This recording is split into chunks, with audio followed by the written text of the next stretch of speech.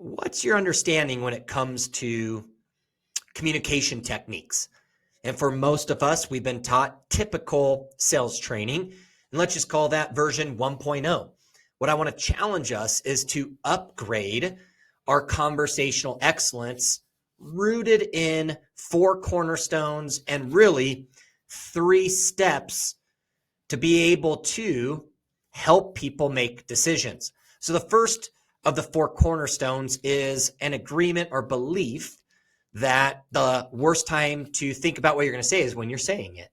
So as we start looking at the importance of communication techniques, you'll want to practice and perform this in a way that you're not having to think too much about what you're going to say. You actually have a way that you operate your communication by active listening. So the listening is what triggers typical ways that you ask questions rooted in the second cornerstone or belief, which is that curiosity is the feel for great conversation.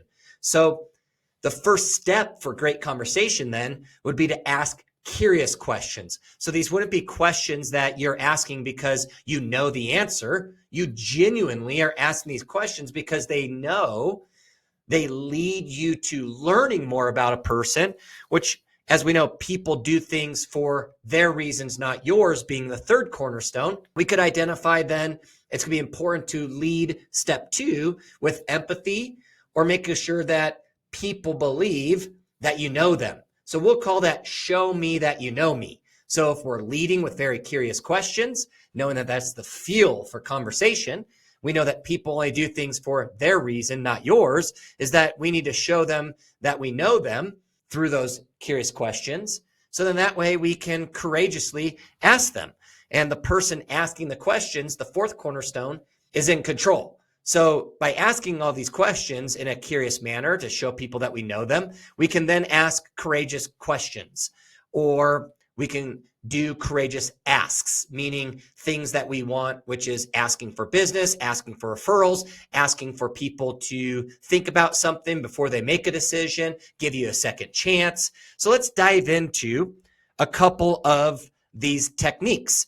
And as you look at techniques, they're really framed up in moments of conversation that many of us would believe are critical, meaning the opening. So are there rejection-free opener questions that we could ask, which is maybe, I'm not sure if this is for you, but which leads you into a potential conversation with an opener that is somewhat rejection-free, so you're not having to shy away from asking questions because you're getting rejected. These can also be a framework of perspective changers, meaning you can't change how somebody feels.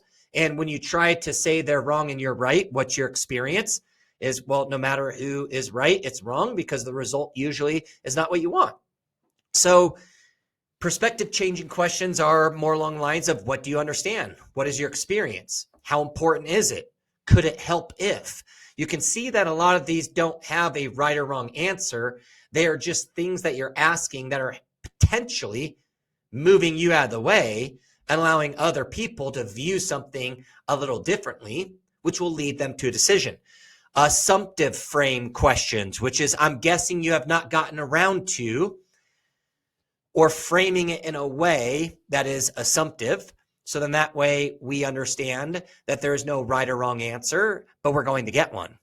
Labeling, which is don't worry, or most people, the good news. We'll talk where can we insert a lot of these techniques, because there's moments that are critical in real estate for most art conversations. You could look at staying in the game, which is, what makes you say that? So when you get a weird objection, not necessarily just freezing or trying to overcome it, it's just digging deeper, again, rooted in curiosity. What makes you say that? Or help me understand. These are all great things that are curious that can get you to better understand somebody. Show me that you know me. So that way you can make some more courageous asks. Making the conversation count when you think about referrals, or you think about maybe somebody having made up a decision. How do you overcome just one more thing before I go? Or just one more thing before you make up your mind? or can you do me a favor?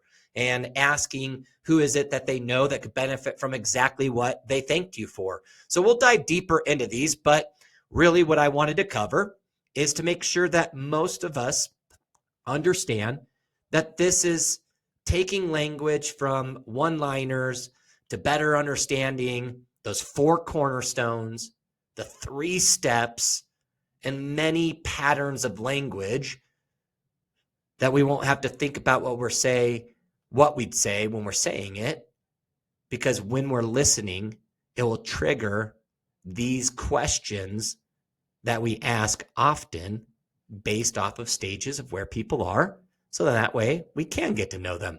And rooted in curiosity, you'll be amazed at the feel you're providing and the amazing conversations you're having. And for a lot of people who don't think real estate is within their control, remember, the person asking the questions is in control, and this is the one thing that we can. So from me to you, I look forward to you leveling up. This is an operating system of language from Exactly What You Say Matters and Phil Jones, and I look forward to you installing this within yourself and upgrading your sales skills.